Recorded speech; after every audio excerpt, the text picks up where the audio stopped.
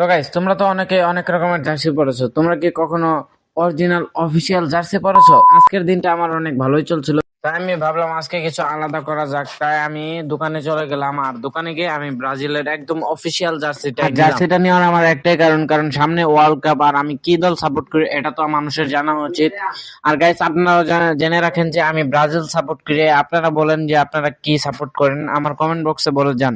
আশা করি আপনারাও ভালো দলই সাপোর্ট করবেন, কারণ আমার ফ্রেন্ডসরা তো সব ব্রাজিলই। আপনারাও হয়তো ব্রাজিলই হবেন। আর এই দোকানে সবকিছু পাওয়া যায়, খেলাধুলার যা কিছু আছে। এই যে ইনি হলো আমার বড় ভাই, মানে আমার অনেক অনেক ভালো একজন বড় ভাই। ইনি আমাকে অনেক হেল্প করে পড়াশোনার দিক থেকে। তার সাথে আমার অনেক অনেক ভালো একটা মিল আছে, আর তার দোকান থেকে আমি নিব না এটা কি হয়? সে আমাকে অনেক ভালোবাসে এবং আমিও তাকে অনেক শ্রদ্ধা করি। সে আমার বড় ভাইয়ের মতোই আচরণ করে। যেহেতু আমার কোনো বড় ভাই নেই, তাকে আমি বড় ভাই বলে ডাকি। আর সে অনেক ভালো মানুষ, আর তার দোকানে আপনারা আসলে পাবেন অনেক ভালো উন্নত মানের প্লেয়ারেশন, অফিসিয়াল ইম্পোর্টেড জার্সি। আর সে অনেক ভালো মানুষ, তার কথাবার্তাগুলো অনেক ভালো। আপনারা তার সাথে কথা বললে বুঝতে পারবেন। আসলে তার দোকানটি হলো আশুলিয়া জং মার্কেটের C27 নাম্বার দোকান। আমি জার্সি কেনার পরে আমার জার্সিতে নাম লিখে নিয়েছি, কারণ আমি নাম লেখা কোনো জার্সি আজ পর্যন্ত পরিনি। আর এত দামি জার্সি আমি জীবনে প্রথমবার পরছি।